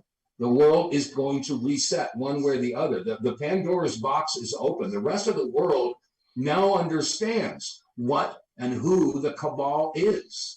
I mean, it can't be held a secret anymore. But Rothschilds, Rockefellers, Warburgs, Coons, Loebs, all of the crime families, they're all being exposed. And they're all being exposed for what they are, not just who they are. And what they are is just pure evil incarnate to be able to participate in these heinous activities that are just now becoming public knowledge. This is real stuff. And like I said, 25 years ago when I befriended Ted Gunderson over the Oklahoma City bombing, we spent many, many, many hours together over the years. And a lot of times the issue about the sex trafficking was a topic of conversation. I mean, he goes all the way back to the Franklin cover-up, Boys Town, Johnny Gosh, John Benet Ramsey, pedophile networks in the Catholic Church, the Boy Scouts of America. This all had been being investigated long before I even became a patriot. He was in there doing that stuff back in the 70s and 80s. And to share all that stuff with me, and it's just horrific. You get sick to your stomach when you hear about some of this stuff, and to now see that it's the light of truth is being shown on it, not just to a few, but to the entire world. That's why I don't see that this could possibly be a psyop or a failure. It can't be. There's too many good people in the world to let this continue. So yes, there's going to be a great reset. Hey, but Klaus Schwab, it ain't gonna be yours, buddy. Yeah, right on. Well, we anything else that we want to? We're coming up here to got I don't know. We probably got 20 minutes left. Any other things here that what and this is all speculation, but based upon your research, we'll go over to you, Kelly. What is this world? What is a new republic going to look like with the quantum banking system and the quantum voting system? We're going to see fairness, I believe, and we're going to see, each individual. It's not going to be ruled by democracy. It's going to be, each person has individual rights that can't be taken away by a group. What's the post current America Incorporated failure, the bankruptcy? What's that world going to look like in your view? Oh man. Heavy sigh.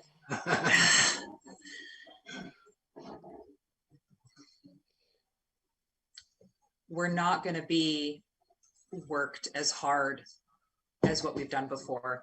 People, I think, are going to be able to do what they want to do.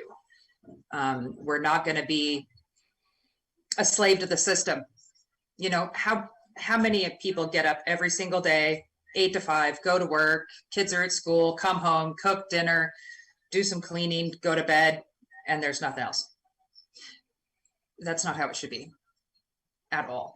I'm not saying that people aren't going to work. There's going to be jobs. There's going to be all these new technologies released. We're going to be creating them.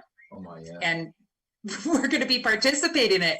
There's going to be a new medical system options, which is correct to the human body. And the big one's going to be the humanitarian. There have been a lot of things that have been gone the wrong way for a really long time, and there's no reason for that to continue on in the fashion that it has. It's time to change things. You know, I'm probably going to end up having a big garden in my backyard and bartering with my neighbors, like, here's some veggies, you got something I can have, you know, kind of thing. There's going to be some of that stuff that'll be fun, but I think that we're going to all just have the ability to be happier. No, not as much stress and anxiety and depression and frustration over how we keep trying and failing and trying and failing. The system is set up to help us fail. And it's time for that to come to an end. It's time for us to be able to enjoy our children and enjoy the world and the plants and the animals and just have peace. Peace is the prize. God wins, peace is the prize. Jason, same question to you. Okay. You know, can you repeat What's the question? the world gonna? What's a post America Incorporated bankruptcy? America Incorporated in receivership. What's that going to look like with a new republic, a new leader that's common law, constitutionally based? How do you think that's going to look? I could think how it's going to look. I can dream of how it's going to look. It's going to expand way further than that than I could ever dream of, than we could ever think of. Yeah, we can only speculate so much. Yeah, because the golden age of technology, the technologies that are about to come out. Imagine a world with no sickness. Imagine a world with nothing but love for one another, for your neighbor, for everyone. You know, everyone helping everyone. You know, just this, it would only be equated to a worldwide utopia where everyone is helping everyone. You don't have any enemies. There's no secret. There's no secret societies. Everything's transparent. Everybody's doing what they love. You know, the jobs, yes, they'll be there, but they won't be jobs. You will be doing what your passion is, what your passion for humanity is, because it's like a boomerang. What you'll do is you will be doing what you love, and it'll go to other people, and they'll be, you know, bringing the love back. And it's all going to be about love. And once people realize that, you know, yeah, the TVs, they'll be gone. The mass media, they'll be gone. You know, they've been the crux in all of this. Yeah, don't get Dave started on that. Yeah, but Yeah. but they've been there's been plenty of roots of evil in this. And the one thing we can't get hung up on is that to say, well, Biden's gonna be president, you know, that's all, just give up and everything. No. You have to trust this plan, because this is a divine plan. This is a plan by God. Well, Dave, I'm sorry, Dave. I want to ask you this. Everybody's like, "Well, Trump's bad." You know, I see the comments. Well, Trump's one of the actors. Trump's part of them. Trump's part of the cabal. I think my opinion is this is much bigger than Donald Trump. When you see 80 million people, or however many showed up, I say 2 million people showed up on Washington, and he's got another 75 or 80 million supporters, however many that is. this is bigger than just, it's got beyond just Donald Trump now. I mean, it's a movement of patriots. Yeah. Is he our de facto leader, I guess, right now? He's the one taking the arrows. He's the one in the position to be able to do, the high level type stuff. But that makes no difference. There is 75 million patriots that are not putting up with it anymore. It doesn't matter if Donald Trump says, I changed my mind or not. There's tens of millions, if not close to 100 million patriots that are not putting up with these shenanigans any longer. Dave Von Kleist, what do you think? Well, this is why I said a while ago, this has got nothing to do with Trump. I mean, yeah, he's a figurehead right now. But let's think like 5 or 10 or 20 years ahead of time. Okay, let's say, okay, Trump, whether or not he serves another 4 years, that's not the point. The point is that this entire movement, this entire real reset is the point. And this is why, this white hat movement, this has been going on for a long, long time, and they had to find the right person to put in place, and it just so happens to be Trump. But once he's gone, what kind of system are we going to be left with? And this is where we're going. That's the prize. It's not whether or not, we're going to have, Trump for another 4 years. We have to think beyond that. What kind of world do we want? What kind of world are we moving towards? Is this another one of, you may say I'm a dreamer, but I'm not the only one? Is this going to be, rainbows and unicorns, et cetera, like that? They say if it's too good to be true, it usually is. But once again, I just don't see that it can't happen. The truth always wins. And the light of truth, like I said, the sun has come up, the clouds have parted. All of this subterfuge, the blackmail, the evil, the pure pharmaceutical grade evil that we've been dealing with for generations is now being recognized, and it cannot stand in the light of truth. Kelly, you had something to say? Yeah, we can't go backwards. No. There's no going back to the way that it was. Too many people know, too many people understand. The only way is moving forward. We might see an actual movement towards something similar to the Venus Project. For those of you who don't know who Jacques Fresco is, check him out. Jacques Fresco, the Venus Project. He was around, gosh, I remember Larry King interviewing him in 1975. That's more similar to what kind of a world I think we're going to have to evolve into. It's going to take some time. But as long as we're dealing in the light and not in the darkness, I don't think we have anything to worry about, really. Go ahead, Kelly. Oh, God. It's not just people here in America. A lot of people don't see this because they're still stuck in their mainstream media, but the world has awoke. If you look at the different kinds of parades, if you want to call them, that are pro-Trump, that are happening in Israel, Pakistan, Taiwan, Japan, just everywhere. Yeah, they're all I see them rooting for all Trump. over. They want to get rid of the cabal too. They see it. They know. And Trump is the man that's getting us there because the man's got cojones. And Jason knows quite a bit background on Trump.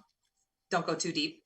But in an understanding of how we got here, who's getting us out, why, and why the timing now is relevant. Why don't you tell us about that? Why don't you tell us about Trump? Because he's the X factor, Jason. You've done some research. Is it your understanding, or is it from based upon your research, is Trump part of the cabal? Is Trump an inside guy? Is he leading us down the path to destruction eventually? You're going to pull the rug out from under us. What's your thought based upon your research of Trump? Give us your overall view of the man and what he's going to do for us, or what he's capable of. If you want my honest opinion, I would give my life for that man. I truly would. That man is no cabal. That man is no evil. That man has wanted nothing but the greatness for all Americans, for all of the world. And the sad part is that he gets taken off Twitter for asking all the protesters to go home with love in their heart and in peace, and that we will fight on for a new day, and it's always been peace with him. And they remove him from Twitter. Now, let's talk about that for a second. Okay. He's done 3 different video speeches or kind of a populist information that Dan Scavino put out. The man has not conceded. What he's pretty much said is, we're still in this fight. We're not done. This is just the start. I called Mary Flynn, General Flynn's sister. She's been on my show a couple of times. I called her after Trump gave that speech where he, quote unquote, conceded, as they thought he conceded. And I specifically asked her, I said, Mary, what's going on here? She goes, Jim, let me tell you, just to tell you this, don't be negative, be positive, spread positive things around. When the 20th comes around, everything's going to be just fine. That's all I'm going to tell you. When the 20th comes around, everything's going to be just fine. She had just had dinner with General Flynn when I called her when she was at dinner with him, and she called me right when she got finished. And she said to me, everything's going to be fine. Just spread truth, spread love, and don't worry about it. It's all going to be taken care of. We're going to continue to fight, and we're not stopping the fight. So she wasn't doom and gloom at all. Like I said, she had just got done having dinner with General Flynn. So I'm optimistic about things. I mean, again, there's not just one data point that we're pulling from, folks. These are multiple different data points from multiple different researchers who have heard from multiple different sources this is going on. So I guess if it's a ruse, they fooled a whole lot of real good patriots and researchers with one fell swoop, and I just don't see that happening. No, it resonates too much. Well, we have we got an option here. Do you guys want to take a phone call or two before we close out the show? Do you want to do some phone calls or? Sure. Yeah. Okay. So here's the rule of the phone. Here's the rule of the phone system. You don't have to agree with us. Just be respectful, and don't use foul language. We're not really a foul language type show. Other than that, bombs away. Say what you like. So we're going to bring the first caller in here. They've been holding for quite some time. 50 minutes. So we're going to bring the first caller in here, and then here's the phone number if you want to call. Let me see it here. It's 515-602-9732. 515-602-9732. We got about 20 minutes left to take phone calls. Let's take our first phone call here and see how it goes. Caller, you're live on the air. Please state your first name and where you're calling from. Go ahead, caller. I know you've been on hold a long time, but you may be away from the phone. But caller, can you hear me? Okay, they must have stepped away. We'll put them back on hold again and maybe try to come back to them in a minute. We'll go to our next call here. Caller, you're live on the air. Please state your first name and where you're calling from. My given name is Ed, and I run new.org and trackers, and it was horrifying. I hope you guys are ready to go to war because this is wartime. Biden and Kamala Harris already announced that they're going to take your guns and they're tearing down the wall. This is not a joke. They are already preparing with the military to come in your house, and not only that, they're spraying the military vehicles under the United Nations flag. You guys got to be paying attention to the real world that's really coming down the pike. I've been doing this shit for 40 years myself, and I've been trying to get people out to file their rights and do all this because by law, if you don't file your rights, you have no rights in this country. Now, with Biden and Harris in it, they are giving this country to the Queen of England. Title 28, 3002. Read it. Your corporation is owned by the British government, by your banks. Your bank and your city, county. There's no banks in the United States that are owned by Americans. They're all owned by the British. And that's the one thing that people have got to start waking up to, this reality instead of what's going on in their fantasy, because we are not a democracy. We're a public form of government, and we better start acting that way because we noticed in the 60s, 70s, and 80s, the liberals have educated the kids that way. They don't have rights. Kids grow up and say, well, I don't need to have a right. It's protected. They don't know what it's like to have a right at all because none of their rights have been protected. And the adults today are not even educating their children to participate and protect themselves.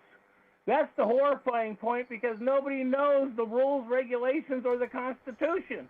And don't forget, the Indian treaties run the Constitution. And if you read the laws, In the corporation structure, the native Indian treaties are the law of this land, not the Constitution. The Constitution and the Indian treaties give you your rights.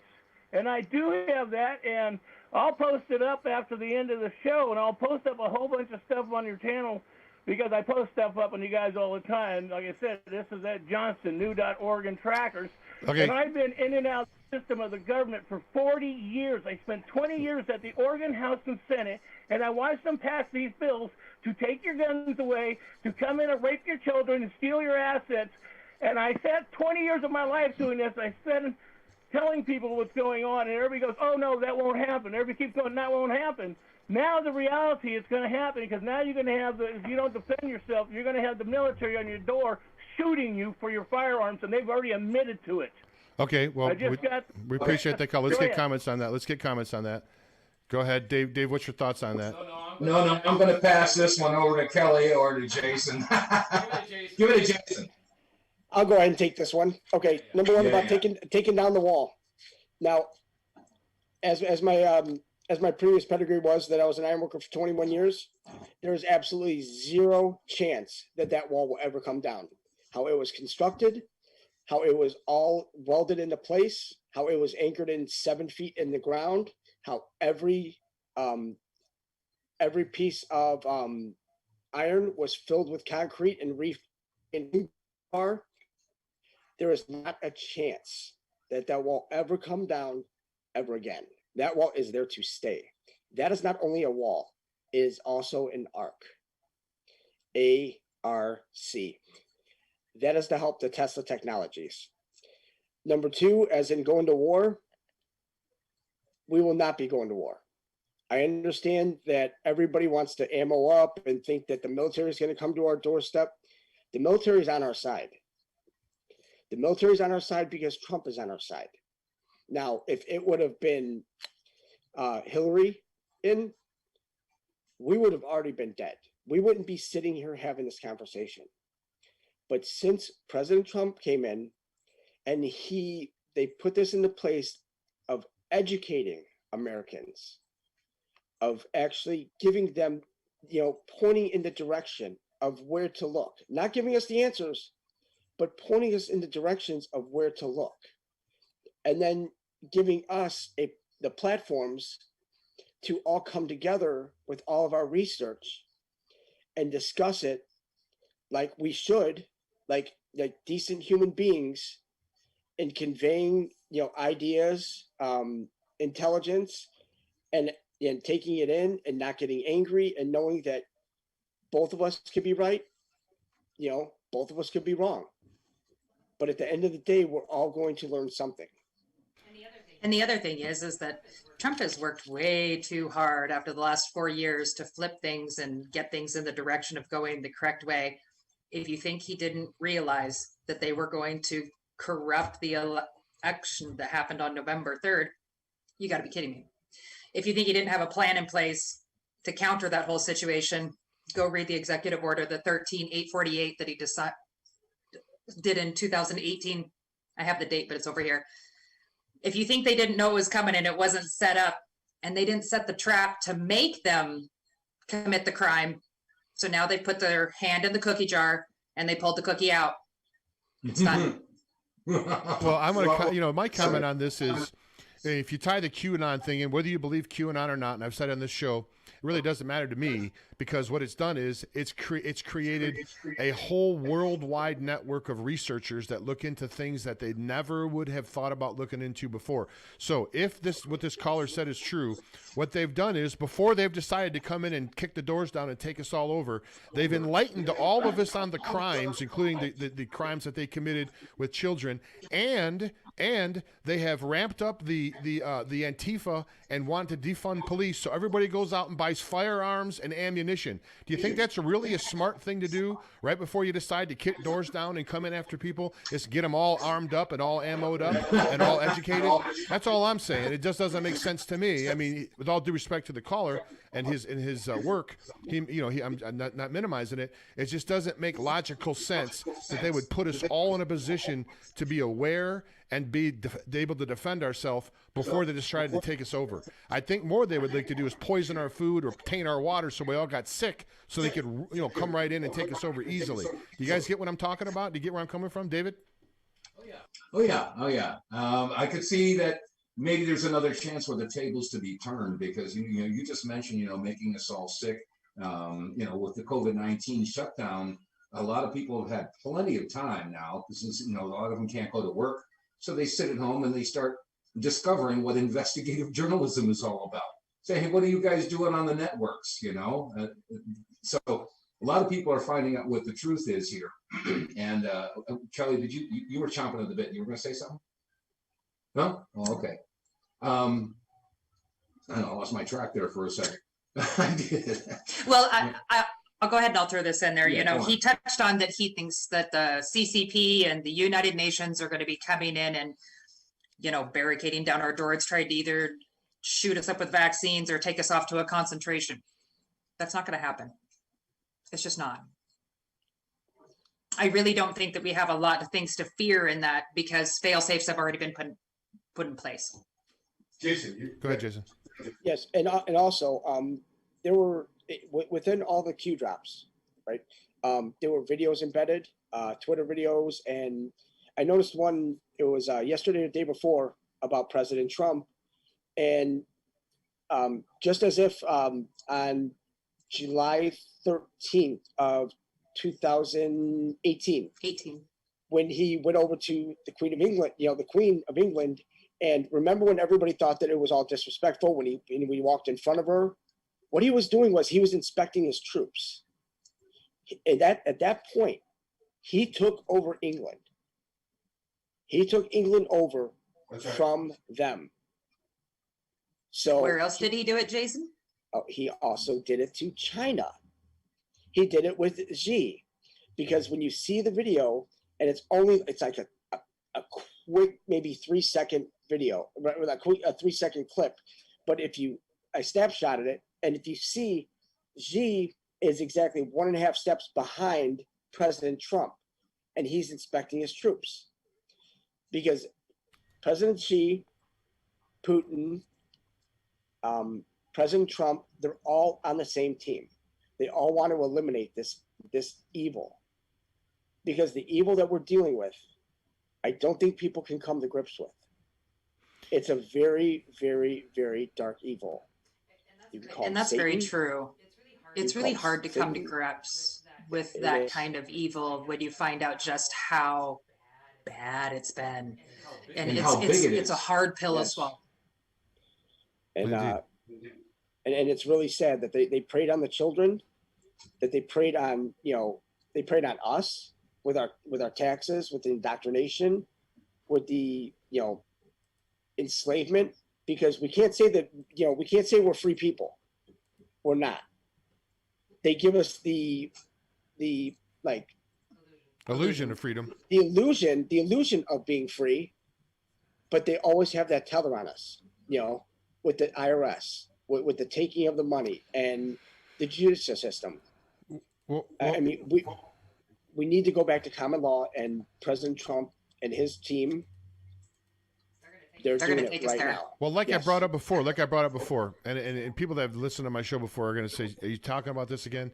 But if you need a license to hunt, a license to fish, a license to pour a driveway in your house, a license to build an addition on your house, a license to cut hair, if you have to get a permit to do all this stuff, are you really free?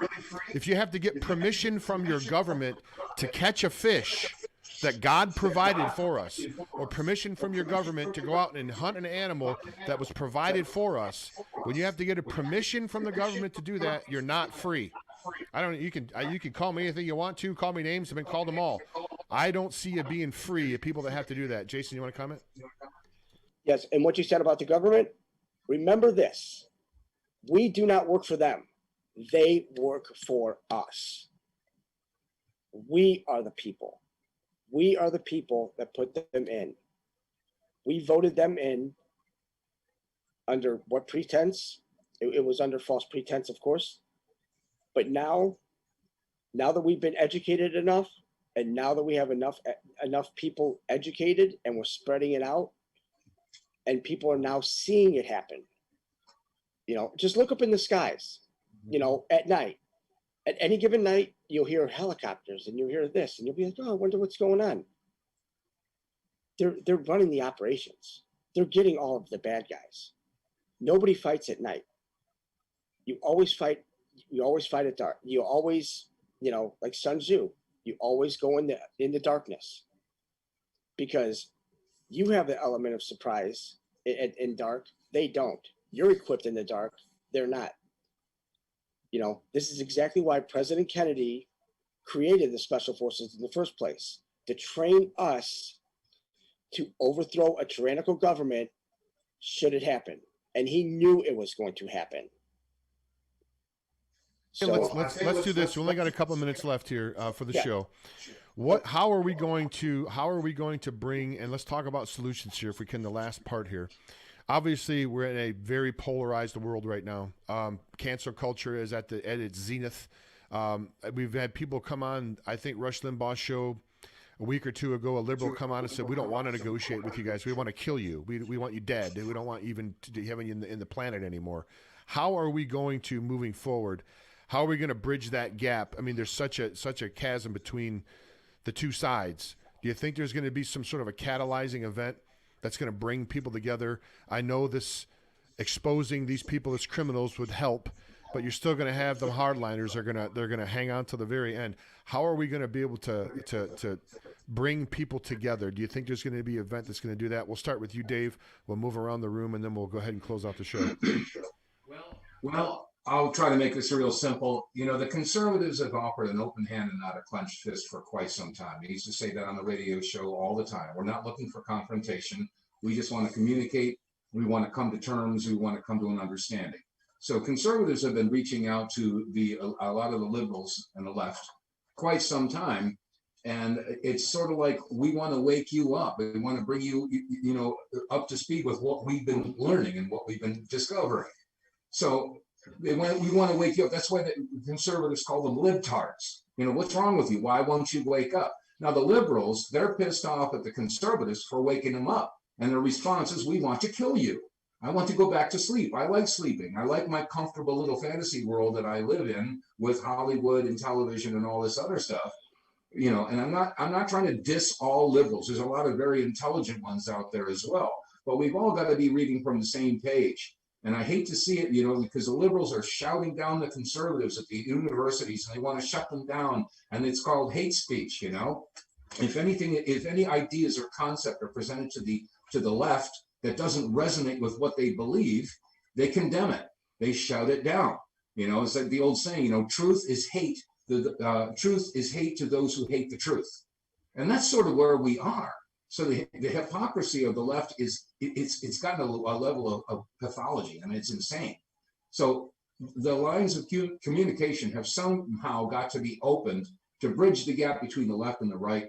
And let's look at the law, look at the truth, look at the facts, and everybody can come together over that. But until we have that level of communication happening, it's going to be a hard road to hoe. Jason, same question to you. How do you think we're going to be able to bridge this gap, this seemingly insurmountable difference that we have on the two sides that are, basically polar opposites? It's going to be a long road, but there will be events that are coming up shortly that will truly be the Great Awakening. I don't want to get too deep into it because it's a lot of people will not accept it. But the one thing is that what you need to do is you need to go inside of yourself, and you need to understand that everything will be okay. Right? Everybody is here to help you. We're all here to help. If anybody has questions, they're more than welcome to contact me, to contact any of us. We're here for you 24/7. I don't care. I don't sleep as it is. I want to help. And I don't sleep well. Not at all, actually. It's just and there's been things that happened in my life that have been confirmation enough that we are on the right path. And once people realize that what this event coming up is, all I could say is you might want to pack an extra pair of pants to work. That's a good That's one. all Kelly, all I what do can you, truly Kelly, say. what do you say? What say you, Kelly? Okay. This is not about Republican, Democrat, liberal, whatever, conservative, whatever you want to be. There is going to be information that will be disclosed that will be undeniable. This isn't about right or left. This is about humanity. This is about compassion. This is about truth, understanding, overcoming it, correcting it, and moving forward.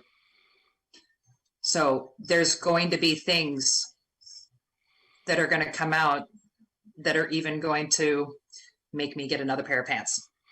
So, and I've had some stuff, and I've seen some stuff that is really scary. And I know that there's some things that are going to be coming out that are going to be even worse. And we're all going to go through it together. We are here for each other, 100%. You have questions. I'm here to be compassionate because I understand some things, to help you understand some things that you may not have had an alternate opinion on, or a different kind of outlook on the situation. And that's what we're here to do. We are here to be here compassionately for each other, to help each other get through it, so we can all come out on the other end. Well, as we close out the show, we'll go reverse order. Anything, give you about a minute, Kelly. Anything you want to say in closing? I know that probably was close to what you just said was what you wanted to say, but I'll give everybody a minute here. We're getting ready to close out the show. Anything you want to say as a parting shot? I guess not really a shot, but a parting word to the folks out there listening, Kelly, before we wind down the program. It's not easy to find some things, but we've mentioned quite a few things in this program that you could go and DuckDuckGo or wherever, somewhere legitimate, and actually pull this information and look it up yourself, read it yourself, make your own determination with your own eyes and your own heart and soul on what resonates with you. The truth will come from within you, and you'll know exactly what you feel at the end of it. Jason, anything you'd like to say to the folks before we wind down the show? There's just make sure that you keep a positive outlook on everything. You know, whether or not you approve of President Trump or not, he's doing the right thing for all of us. We've never had a president that has done that for all of us, for the benefit of all of us. He's been transparent to us. He's told us the truth. He's helped us. He's helped minorities. He's helped all of us on a grand scale. He's helped others. He will go down as one of the greatest presidents of all time. And I just want to touch on that. I'm sorry for opening. Hey, wait, up you only had a but- minute here. Hold on a minute. Wait now. Go ahead. Okay, just remember, Trump is the balance.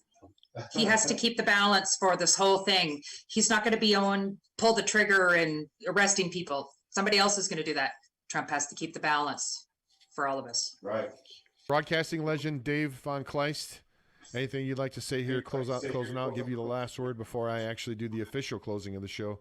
Over to you. Anything you'd like to say? All I got to say is, folks, it's an open hand, not a clenched fist. Right on. Great stuff.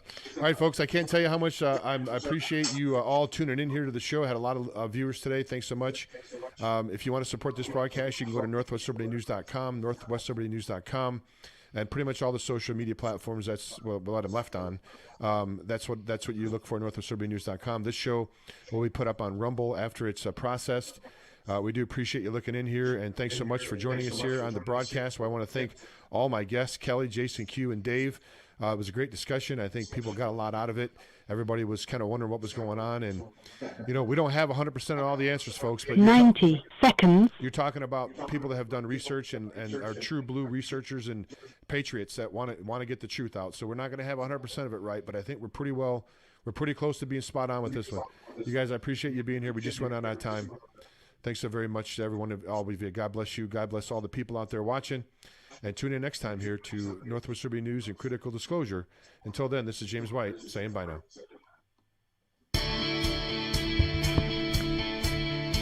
60 seconds.